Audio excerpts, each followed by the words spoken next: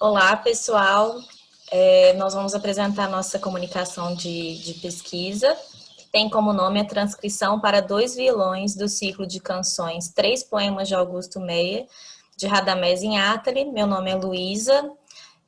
O segundo autor é o Ayman. Nós somos alunos do programa de pós-graduação da UFMG, eu de doutorado e o Ayman de mestrado, e ambos somos bolsistas CAPES. Então, as canções de Inátali, né, esse é um pequeno recorte, é um ciclo de uma pesquisa maior, que venho discutir os diálogos composicionais nas canções de Inátali e a formação identitária nacional. E aí elegemos esse ciclo, que é um ciclo de 3 pequenas canções, que tem como nome Violão, Oração da Estrela Boieira e Gaita.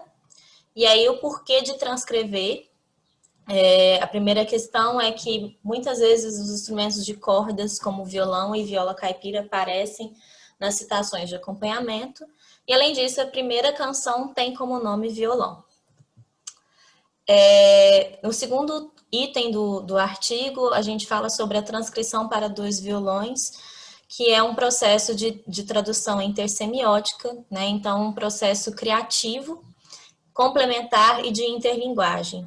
Né? Complementar porque o piano e o violão se complementam nessa questão de traduzir de um instrumento para o outro, e interlinguagem porque, embora seja a mesma música, o piano demonstra algumas questões e o violão vai aparecer outras questões. E aí o terceiro item, o Ayman vai falar um pouquinho com vocês. No processo da transcrição do piano para o violão, aparecem 2 questões fundamentais, e 2 questões típicas da transcrição, com que a gente tem que trabalhar, que são as particularidades idiomáticas de cada instrumento. Isso é uma coisa que para o piano pode ser muito simples ou fluida, para o violão pode ser complexa. E a outra coisa é a diferença de tessitura dos instrumentos. O piano tem uma abrangência muito maior que o violão. Então, por isso, como pode se ver aí no exemplo, às vezes foi preciso mudar de oitavas algumas notas. Nas 2 primeiras canções, tem a particularidade de o acompanhamento está a ter uma textura de ostinato com um ritmo de habanera. Para isso, a gente priorizou manter essa textura nos 2 violões. Então, foi um processo mais complexo que implicou por algumas notas demais, alguns uníssonos, por exemplo, para manter a textura. Não foi a simples repartição de a mão esquerda para o violão 2 e a mão direita para o violão 1. No caso da terceira canção, foi mais complexo e se fizeram mais mudanças em relação às particularidades idiomáticas dos instrumentos. O começo na partitura de piano tem uma escala muito rápida, que na transcrição para o violão se optou por fazer arpejo para utilizar cordas soltas e fazer o discurso mais fluido. Então, dessa maneira, são que quedam exemplificadas as questões gerais do processo da transcrição. É isso, muito obrigada. Obrigado. Olá, meu nome é Miguel Barrenechea, sou aluno do curso de Bacharelado em Música, Instrumento Viola, do Instituto da Unirio, e sou bolsista de iniciação científica sob orientação do professor Clayton Petromila. Essa pesquisa desenvolvida dentro do projeto Guerra Peixe Violão Música de Câmara, tendo como objetivo explorar o potencial do repertório caberístico do Guerra Peixe, tanto do violão quanto para outros instrumentos, para produzir arranjos e adaptações para coros de violões. No caso, a gente desenvolveu um arranjo para coros de violões, as 3 peças original para viola e piano. A gente comprou algumas etapas dessa pesquisa, incluindo estabelecer um paralelo linear entre a partitura e o potencial do grupo, do conjunto de 4 violões. Geralmente, o violão 1 fica responsável pela melodia da viola e a parte de piano pelo dividido entre os violões 2, 3 e 4. Além disso, a gente fez uma pesquisa bibliográfica tanto das obras da década de 50, especificamente também das 3 peças, e definiu um referencial teórico. E, claro, elaborar a arte do arranjo. No referencial teórico, a gente buscou a ideia da renotação definida pelo John Rank, que diz respeito a uma análise feita pelo ou para o intérprete, contemplando a dinâmica entre o pensamento consciente e o pensamento intuitivo, observando vários aspectos, centros tonais, divisões formais, gráficos de tempo dinâmica e controle melódico. E com essa análise, a gente buscou evidenciar essas ideias nas 3 peças através da nossa transcrição para o conjunto de quartetos de violões. Sobre a renotação que a gente fez, precisamos de uma contextualização da obra 3 peças, que foi escrita em 1957 e foi dedicada ao violista húngaro, naturalizado brasileiro. E são 3 movimentos, geralmente com esse nome, às vezes vem com nomes diferentes, dependendo da edição que você pegar. O primeiro movimento, Allegretto moderado, também conhecido como galope, apresenta uma sobreposição de padrões rítmicos na parte de piano, especialmente, que a gente pode dividir em 3 padrões para o violão 2, 3 e 4, geralmente usando o baião de viola e o toque de violeiro. No segundo movimento andantino, também conhecido como reza de defunto, o nome já indica que ele possui um padrão de marchas fúnebres, e se destaca pelo uso de textos paralelos, que a gente vê claramente também na parte do violão 4, que faz a parte solista nesse trecho desse movimento. O terceiro movimento, Allegretto, também é chamado de toque GG do Xangô por causa dessa lógica que reproduz o toque GG do Xangô. O violão 4 faz uma tambora no começo e depois, mais pra frente, o violão 1 reproduz também a tambora, o motivo do toque GG. Mas pela obra, pelo movimento inteiro, você percebe essa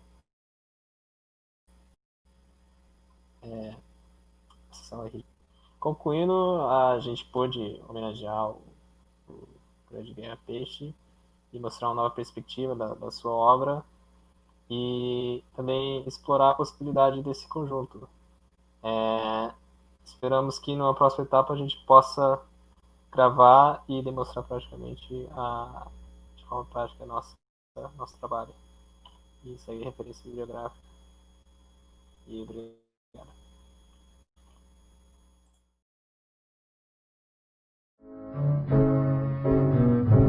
Boa tarde, sejam todos bem-vindos a essa palestra no Congresso Abrapem. Meu nome é Rodrigo Olivares. Olá, eu sou Susana Castro Gil. Ambos somos vinculados à Universidade Federal de Minas Gerais e hoje vamos apresentar um trabalho que submetemos um artigo sobre reflexões editoriais sobre o manuscrito da Sonata Antigua de 1960 do compositor colombiano Fábio González Zuleta. No centenário do natalício do Fábio González Zuleta, nos parece que é importante a gente trazer o repertório dele para a comunidade brasileira. Eu, como colombiana, sempre estive interessada em criar pontes entre a comunidade acadêmica colombiana e a comunidade acadêmica brasileira. Então, nos parece que é a ocasião propícia para apresentar esta obra, que foi composta em 1960, estou fazendo 60 anos, e sendo o centenário do nascimento do compositor. Uma característica dessa obra específica do compositor Fábio González Zuleta é que percebimos que existem poucas obras para contrabaixo e piano escritas por compositores colombianos. É por isso que nasce essa pesquisa a partir de um artigo que a gente já escreveu no Congresso Ampon sobre escrita idiomática do contrabaixo, e agora queremos apresentar um processo que está em andamento sobre a edição desse manuscrito da Sonata Antigua, que foi descoberto na Biblioteca Nacional da Colômbia. Exatamente. Esse manuscrito ele foi disponibilizado pelo professor Luiz Carlos Figueroa, professor da Universidade de Antioquia, na cidade de Medellín. Ele disponibilizou o manuscrito para a gente e, a partir deste, a gente tem trabalhado questões de edição, porque temos encontrado diferentes aspectos a serem trabalhados e que prejudicam a performance se é trabalhado diretamente com o texto inicial. O compositor Fábio González Zuleta é um compositor importante para a música acadêmica na Colômbia. Ele principalmente é reconhecido por ser pioneiro no trabalho da música eletrônica. No entanto, seu catálogo abrange obras de diferentes estilos, particularmente a Sonata Antiga, uma peça de câmara com uma estética bem mais tradicional do que sua peça eletrônica, por exemplo. Seu estilo compositivo sempre foi muito eclético. No entanto, ele reconhece particularmente influência do Bach na sua estética. Ele recebeu diferentes reconhecimentos a nível nacional pelas suas obras e, falecendo em 2011, a gente sempre quer fazer uma pequena homenagem à sua vida e obra. Nessa obra de Fábio González Zuleta, observamos que existiam algumas inconsistências no manuscrito. É por isso que nasce esse processo editorial a partir de uma edição que está sendo desenvolvida e que ainda está em andamento. E para isso procuramos uma bibliografia adequada. Por exemplo, encontramos referência do musicólogo venezuelano, o Juan Francisco Sanz, também aqui no Brasil com artigo de Carlos Alberto Figueiredo e outros autores que ajudam a sustentar algumas correções ou sugestões em relação a esse processo editorial que a gente está desenvolvendo. Também vale ressaltar que parte desse trabalho editorial se fundamentou também com uma gravação histórica que foi descoberta dos arquivos da Rádio Nacional na Colômbia sobre uma gravação dessa obra, que foi realizada em 1962. Exatamente, essa gravação foi feita pelo contrabaixista Otto Stegmaier, que é o contrabaixista a quem foi dedicada a sonata. E é importante falar que, hoje em dia, trabalhar com manuscrito representa vários desafios para os performers, uma vez que este se encontra em condições precárias de conservação.